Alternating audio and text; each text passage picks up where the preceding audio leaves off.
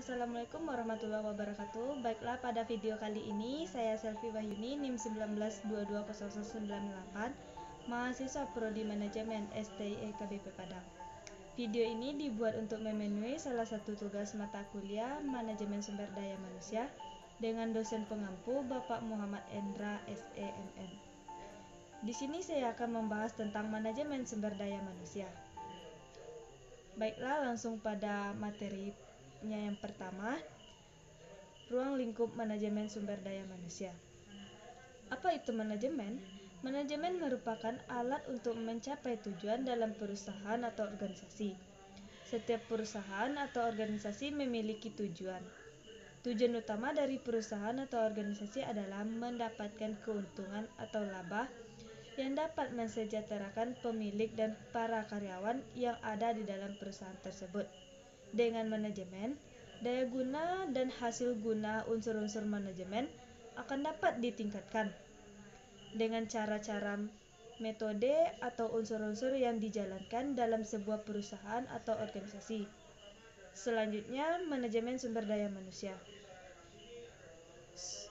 Sumber daya manusia dan manajemennya adalah kemampuan terpadu dari daya pikir dan daya fisik yang dimiliki individu, dan segala kemampuan intelektual, sosial, teknik yang digunakan dalam membentuk perusahaan atau organisasi untuk mencapai tujuannya. Tujuan manajemen sumber daya manusia yaitu meningkatkan efektivitas dan efisien dalam setiap sumber yang dimiliki dalam sebuah perusahaan atau organisasi. Baiklah, berikutnya adalah kegiatan-kegiatan yang datang dari dalam ruang lingkup manajemen sumber daya manusia. Yang pertama yaitu adalah perencanaan sumber daya manusia. Perencanaan sumber daya manusia adalah langkah pertama manajemen sumber daya manusia. Perencanaan sumber daya manusia adalah proses melaluinya perusahaan atau organisasi melakukan penilaian terhadap tenaga kerjanya saat ini, seperti jumlah orang yang akan dipekerjakan, jumlah staf yang dikosongkan, apakah ada kelebihan atau kekurangan staf, dan menyiapkan perencanaan dan kebijakan untuk mengatasinya. Perencanaan sumber daya manusia juga memikirkan kebutuhan tenaga kerja untuk masa depan, sesuai dengan persediaan dan ketersediaan tenaga kerja dengan tujuan perusahaan atau organisasi dan membuat orang terbaik tersedia untuk pekerjaan tersebut. Yang kedua, analisis pekerjaan dan analisis tenaga kerja. Tugas penting manajemen sumber daya manusia adalah analisis pekerjaan. Ini memberikan dasar untuk rekrutmen, pelatihan, dan pengembangan staf. Setiap pekerjaan dianalisis untuk mengidentifikasi persyaratan pekerjaan yang melekat, apa yang dituntut oleh seorang pekerja. Analisis pekerjaan memberikan gambaran terperinci tentang sifat pekerjaan, keterampilan, dan kemampuan yang dibutuhkan untuk melakukan pekerjaan. Tugas dan tanggung jawab pekerjaan yang diperlukan untuk pekerjaan yang tersedia.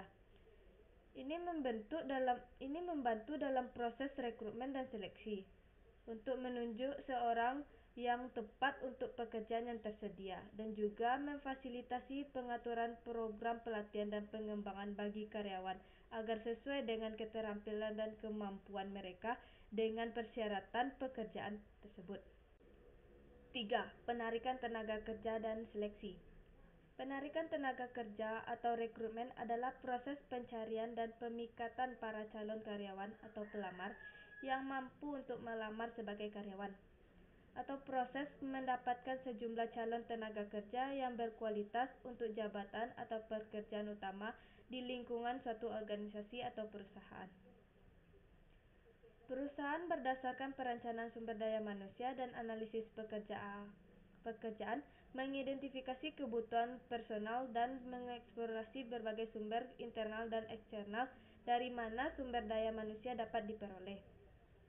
Proses ini disebut dengan rekrutmen. Orang yang tepat dipilih dan mulai bekerja.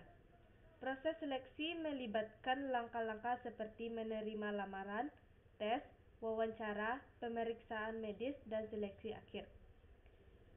Seleksi dan penempatan yang tepat memberikan kepuasan karyawan dan meningkatkan produktivitas dan efisien serta menguntungkan bagi organisasi atau perusahaan. Nomor 4. Penempatan dan program orientasi.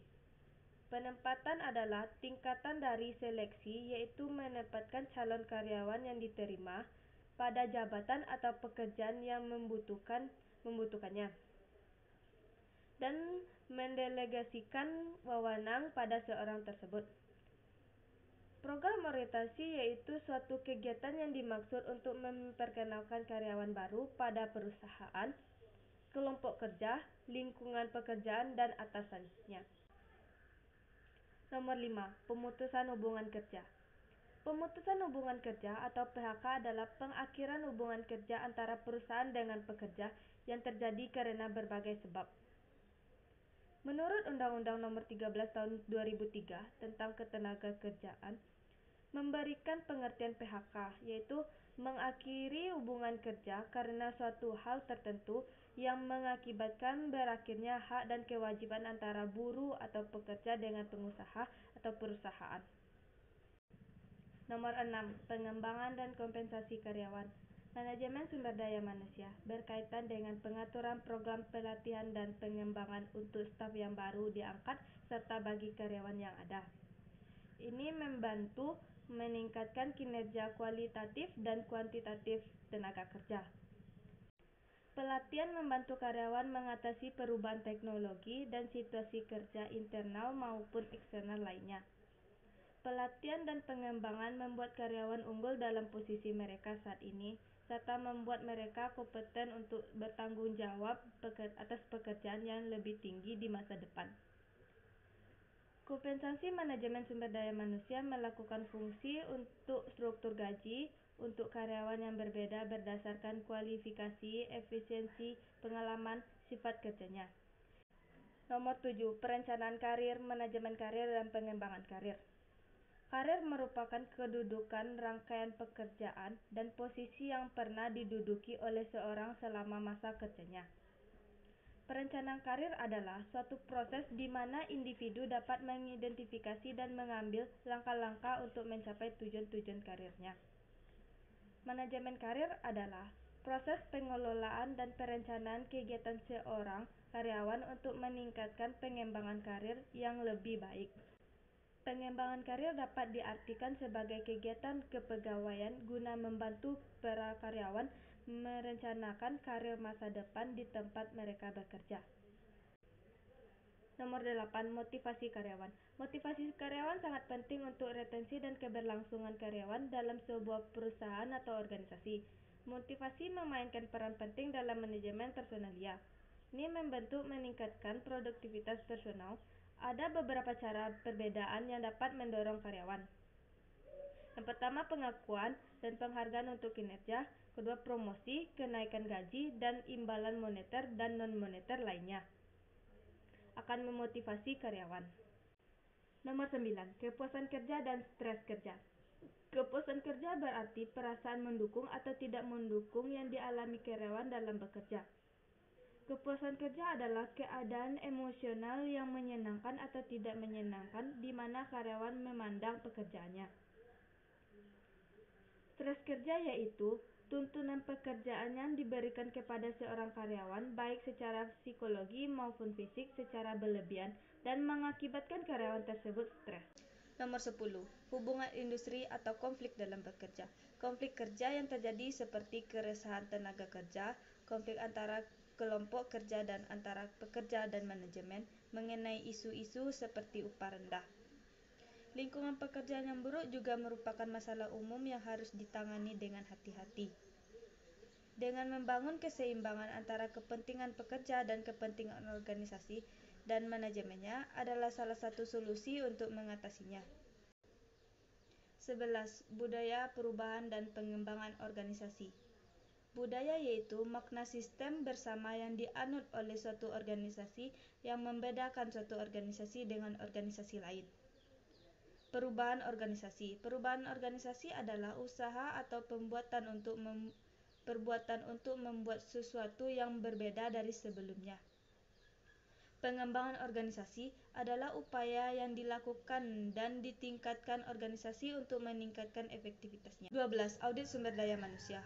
Audit adalah kegiatan pemeriksaan terhadap suatu kesatuan ekonomi yang dilakukan seseorang atau kelompok lembaga yang independen yang bertujuan untuk mengevaluasi atau mengukur lembaga perusahaannya dalam melaksanakan tugas atau pekerjaan dengan kriteria yang telah ditentukan. 13. Pemeliharaan sumber daya manusia. Pemeliharaan adalah usaha mempertahankan dan meningkatkan kondisi fisik, mental, dan sikap karyawan agar mereka tetap loyal dalam bekerja, produktivitas untuk menunjang tercapainya tujuan perusahaan.